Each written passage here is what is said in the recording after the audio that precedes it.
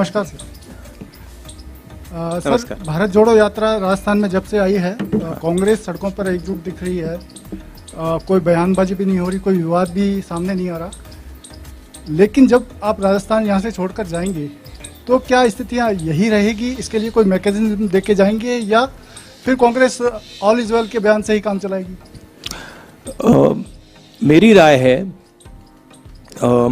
कि जो मैंने देखा है, और ये सिर्फ राजस्थान की बात नहीं है, ये बाकी स्टेट्स की भी बात है, कि मेन इशू कांग्रेस पार्टी की कि हमारा जो आम कार्यकर्ता है, जो सड़क पे लड़ता है, जो लोअर लेवल का नेता है, उसको हमें पार्टिसिपेट करवाना है, उसको हमें जगह देनी है और उसकी बात हमें सुननी है। ये मेन इशू है। जो ये बयानबाजी की बात होती है, ये तो आप जानते हो, प्रेस वाले आप थोड़ा मज़ा मतलब अपने अखबारों में लिखना चाहते हो तो आप करते रहते हो, ये आपकी आदत है, अच्छी आदत है, इससे आपके अखबार बिकते हैं। मगर हमारा जो स्ट्रक्चर है उसमें बड़ी क्लैरिटी है, उसमें कोई कंफ्यूजन नहीं है। और दूसरी बात देखिए, हमारी पार्टी डिक्टेटरशिप की पार्टी नहीं है, जो फैशिस्ट पार्टी नहीं है। हमारी पार्टी में थोड़ी सी डिस्कशन हमें ठीक लगती है, कोई प्रॉब्लम नहीं है हमारे लिए। अगर अलग अलग विचार हैं तो कोई प्रॉब्लम नहीं है। और ये सिर्फ राजस्थान की बात नहीं है, हमारे हर स्टेट में ऐसा है, सेंटर में भी हमारा ऐसा ही चलता है। तो हम इस चीज़ को टॉलरेट करते हैं।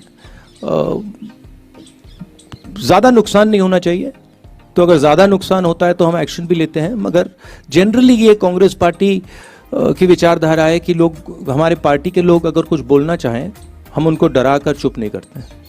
और प्रेस वाले बोलना चाहें तो हम बिल्कुल नहीं डराते हैं, वो तो आप जानते हैं। सबसे पहले मुझे जमीन से एक बात समझ आई, और ये तमिलनाडु से लेकर राजस्थान तक, कि कांग्रेस पार्टी का जो कार्यकर्ता है, कांग्रेस पार्टी का जो सपोर्टर है, उसके कोई कमी नहीं है।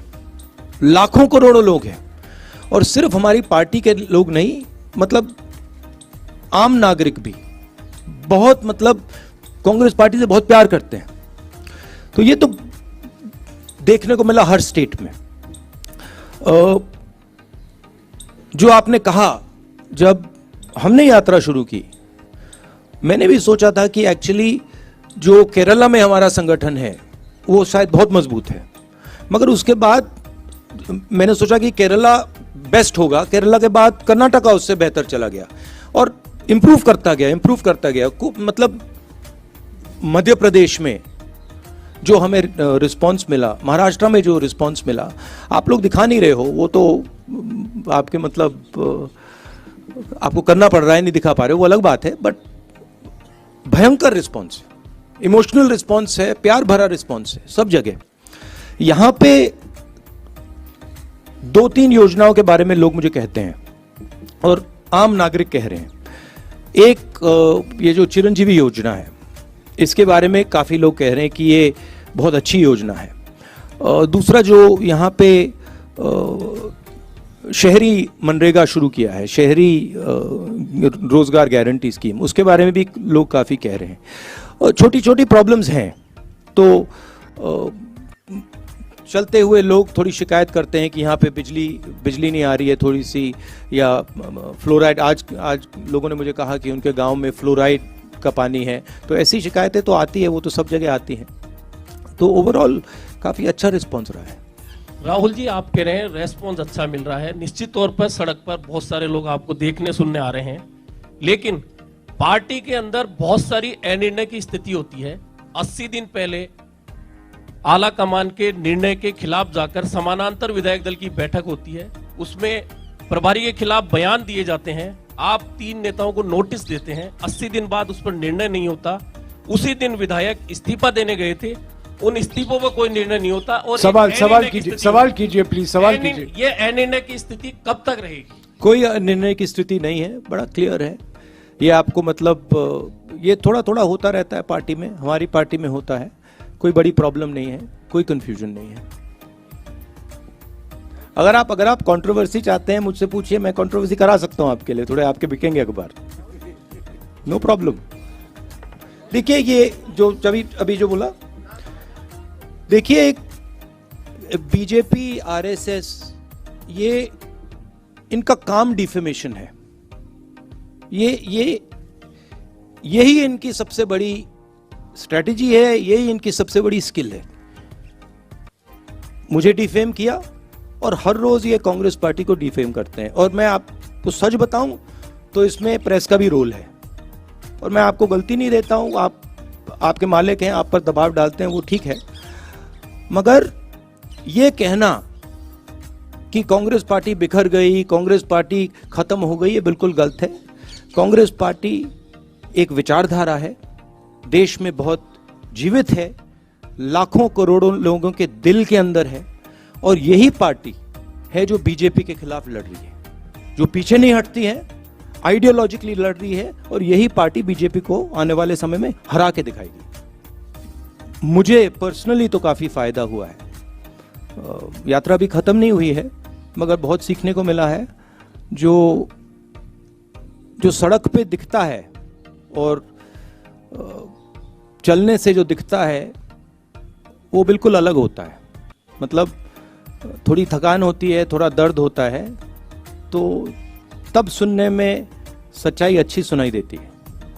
क्योंकि जब सड़क पे चला जाता है तो जैसे हम लाखों लोगों से मिल रहे हैं और 1-to-1 बात होती है, और जब हम सड़क पे चलकर बात करते हैं तो जैसे हम किसान से मिलते हैं तो वो इस बात को समझ लेता है, एकदम समझ लेता है कि ये जो व्यक्ति आया है ये दर्द सह के आया है, ये फालतू में नहीं आया है, ये चल के आया है, एक प्रकार से बोझ उठा के आया है। तो वो दूसरे तरीके से बोलता है और वो दिल से बोलता है, वो दिमाग से नहीं बोलता है। तो जब हिंदुस्तान की जनता दिल से बोलती है तो बिल्कुल अलग चीज समझ आती है। एक बात यह है। दूसरी बात है कि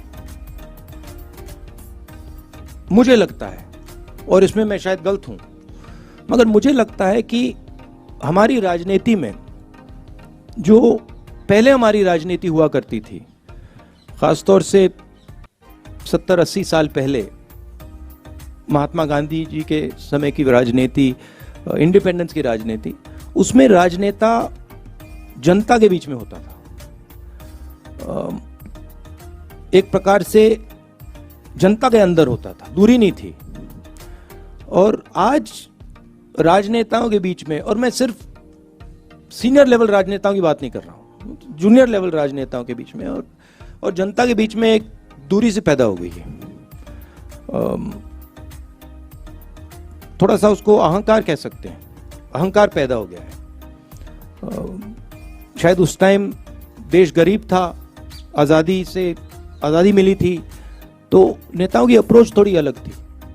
आजकल मुझे लगता है कि दूरी बन गई है, और मैंने सोचा कि ये जो दूरी है, और शायद मुझ में भी थी थोड़ी सी दूरी, मैंने सोचा इस दूरी को खत्म करना है। ये दूरी फिजिकल दूरी नहीं है,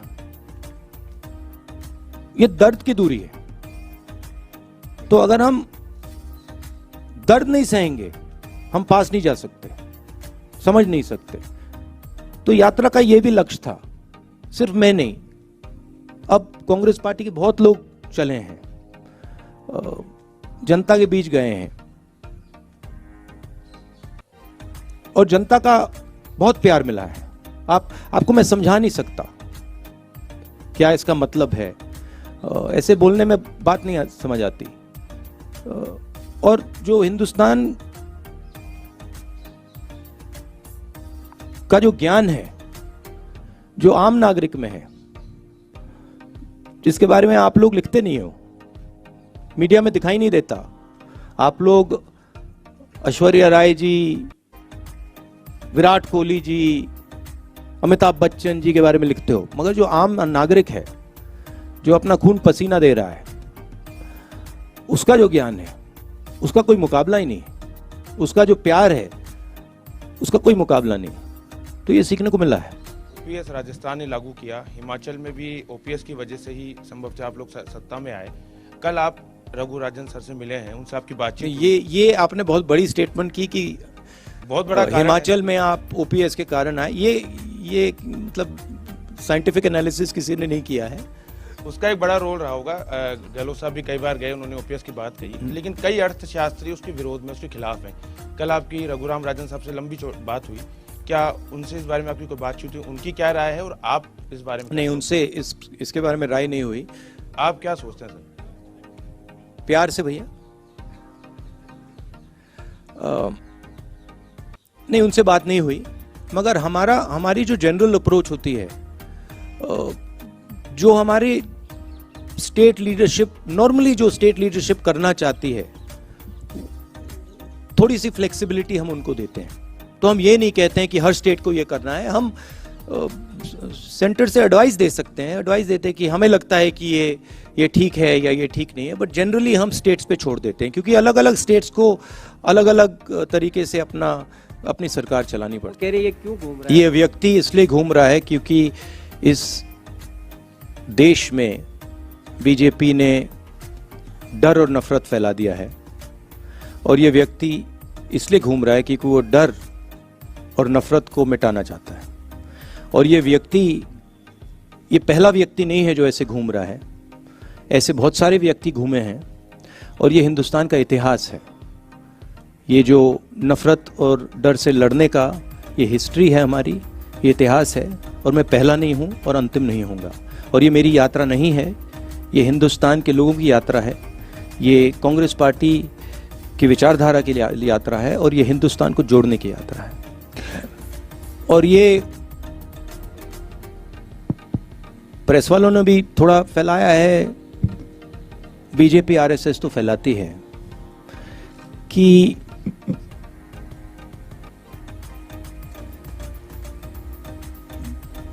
देश के लोग एक दूसरे से नफरत करते हैं, मगर जो मुझे दिखा, और मैं अब तकरीबन 2500 कितने चले हैं जयराम जी, 2800 किलोमीटर चला हूं, तो थोड़ा तो मैंने देखा होगा। मुझे दिखा है कि इस देश में करोड़ों लोगों के दिल में एक दूसरे के लिए प्यार है, मोहब्बत करते हैं एक दूसरे से, भाईचारा है, और एक दूसरे के लिए लड़ जाएंगे, मर जाएंगे। और मुझे बहुत खुशी हुई, क्योंकि मैंने भी सोचा था कि भाई देश को खो क्या गया है, ऐसे देश में इतनी नफरत कैसे हो सकती है। और सच बताऊं तो मुझे बहुत अच्छी चीज देखने को मिली कि नफरत ऊपर से फैलाई जा रही है, उसमें आप लोग भी काम कर रहे हो, करना पड़ रहा है, मगर नीचे से आप देखें, प्यार है, भाईचारा है, इज्जत है, रिस्पेक्ट है। और यही इस देश की संस्कृति है, यही इस देश की हिस्ट्री है, इसको बदला नहीं जा सकता है। इस देश में आर्थिक अन्याय हो रहा है,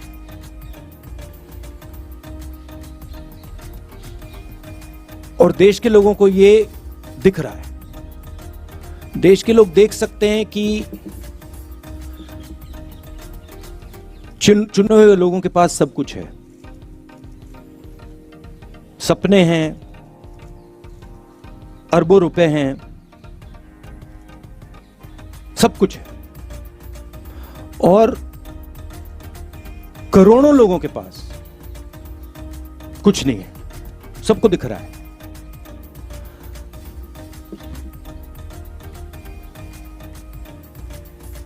करोड़ों लोग हर रोज उठते हैं, कोई ना कोई सपना देखते हैं और फिर उनका सपना टूट जाता है।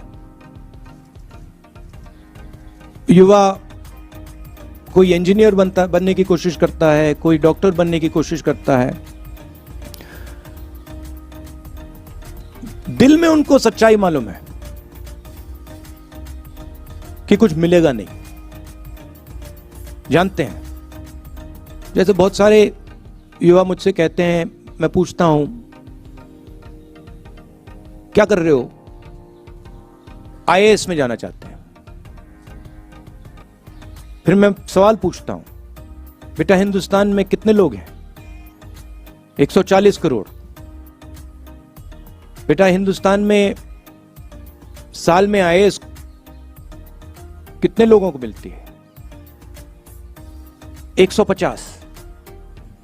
क्या तुम्हें सचमुच में लगता है कि तुम आईएएस में जा सकते हो? चुप हो जाते हैं। तो इस देश में जो अन्याय हो रहा है, जिसकी ये रक्षा आप भी कर रहे हो, जिसको आप भी छुपा रहे हो, आप नहीं छुपाना चाहते हो मगर छुपा रहे हो, वो देश की जनता को दिख रहा है। ऐसे मैं आपसे शर्त लगा लेता हूं कि प्रेस वाले आज सब सवाल पूछेंगे, आगे पीछे दाएं बाएं, यात्रा, सचिन पायलट, अशोक गहलोत, सब पूछेंगे, मगर चाइना के बारे में एक सवाल नहीं पूछा जाएगा। जिन्होंने 2000 स्क्वायर किलोमीटर हिंदुस्तान का उठा लिया, जिन्होंने हिंदुस्तान के 20 जवानों को शहीद किया, जो हमारे जवानों को अरुणाचल प्रदेश में पीट रहे हैं, मैंने कहा हिंदुस्तान की प्रेस मुझसे इनके बारे में एक सवाल नहीं पूछेगी। सच था पूछ रही है। नहीं, मैं चाइना पर ही अब याद आया चाइना। अपनी बारी का इंतजार कर रही थी मैं, क्योंकि एक ऑर्डर है प्रेस कॉन्फ्रेंस का, क्योंकि पार्लियामेंट में आप से मुलाकात नहीं हो पाती है। भारत जोड़ो यात्रा में आप हैं, आपकी पार्टी उठा रही है ये मसला हाउस में, लेकिन सरकार की तरफ से कहा जाता है 1 इंच भी कोई हमारी जमीन का नहीं ले सकता है। लेकिन उसके बावजूद इस तरह की घटनाएं हो रही हैं। आपको लगता है अप्रोच में कुछ चेंज करने की जरूरत है? मुझे जो दिख रहा है,